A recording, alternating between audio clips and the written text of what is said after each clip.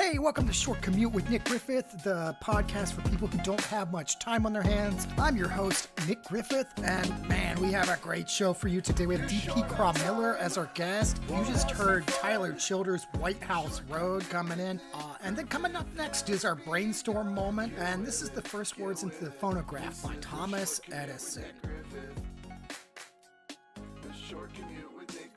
Coming up next is actor, filmmaker, comedian, director, D.P. Kronmiller.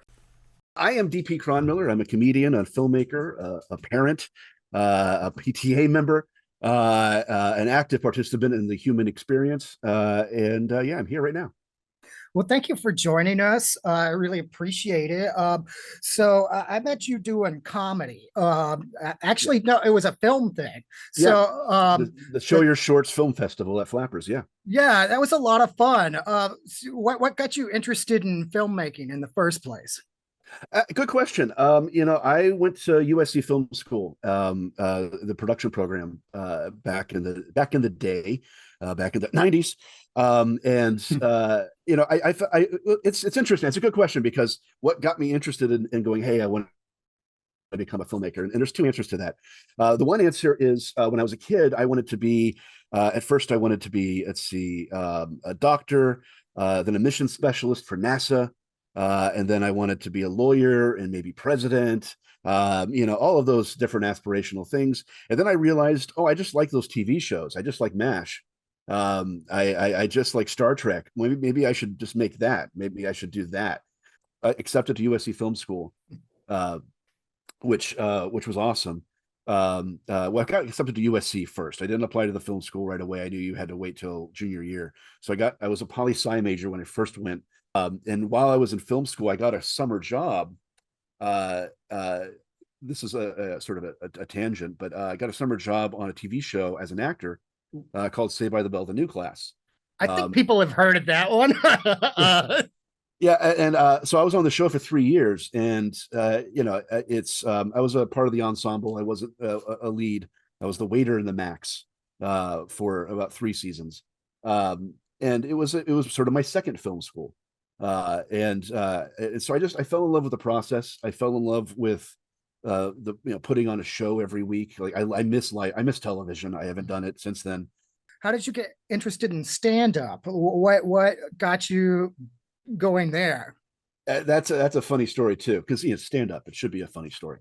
Got a job at Sony Pictures in the DVD department. I would go to my friend Alan's cubicle, and I would just do like 5 or 10 minutes of jokes at his cubicle. I had been putting it off. It terrified me, the idea of doing it.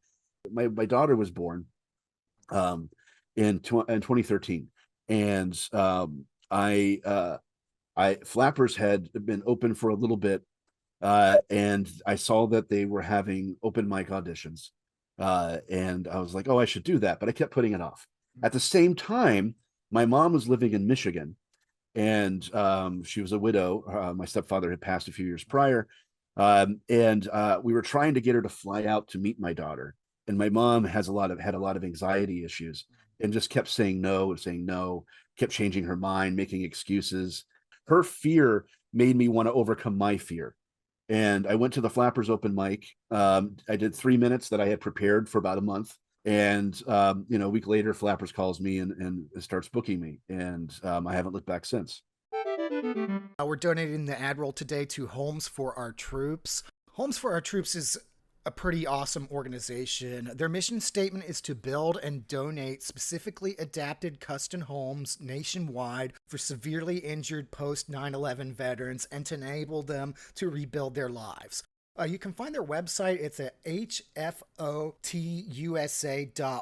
My goodness, they do great work. You can see the results. They troops who need accessible dwellings receive them, their education rates go up, their spouses' educations go up, employment rates go up. I mean, it's just all good things, and they're just so happy to receive somewhere to live. And these soldiers really gave a lot for us. So if you're interested in that, make sure you check out hfotusa.org.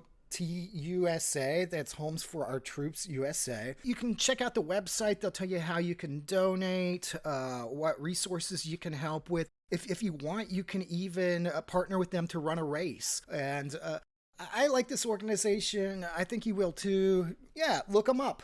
hfotusa.org. It sounds like you've done very well recently. How did those French fries at Clyde's taste?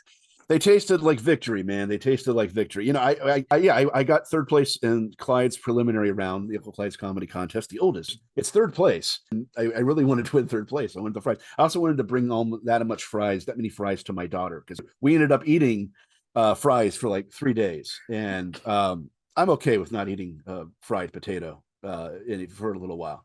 I have been sort of doing better lately. I was in the Burbank Comedy Festival, and part of that is a year ago I came out as non-binary transgender for a show at Flappers. My agent Adam Lieblin, who's my commercial agent, was putting on a showcase, and my wife and I had a long discussion about it. And she's like my producer. Like she helps me write. She helps me make decisions. And she was the one urging me to come out for years. When I came out, it was a huge weight lifted off my shoulders. I felt freer, calmer, less angry, less tense, and I think more approachable. And people have been responding to me very well, I think, since then. Glad that we get to see the real you. We don't have time to deal with someone else's bigotry. All we can do is try to get people to stop seeing us as the other and start seeing our humanity, and start seeing, who we really are. And I think comedy has a great way of doing that. It's healing. I can't tell you, like, I have people come up to me after my shows, and they are so kind, people who I didn't expect to be. And what they don't understand is this is me. This is the transition. Yeah.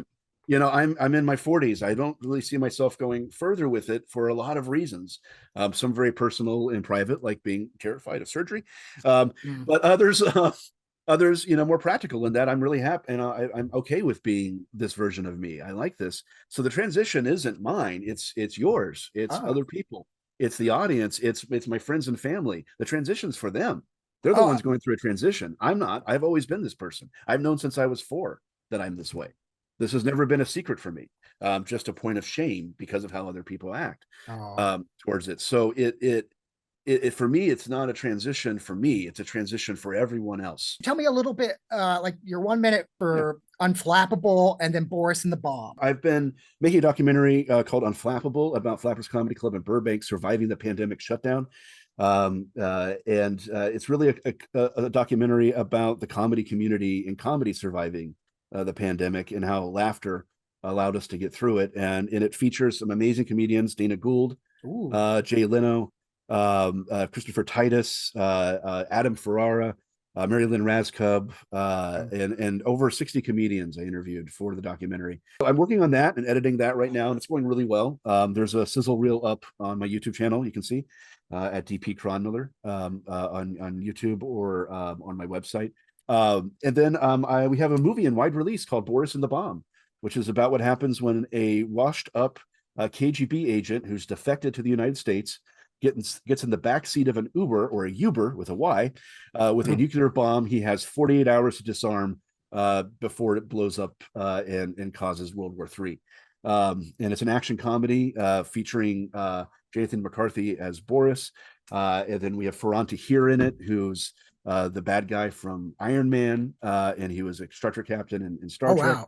Wow. We have Covey Ladner, who's in a ton of TV shows. Her daughter Leela Ladner makes her premiere in our movie, and she's a Disney princess. And we have Molly Hagan's in it, Pete Gardner from Crazy Ex-Girlfriend, like some amazing people. And it's a lot of fun. It's on Tubi TV, and you could stream it right now for free.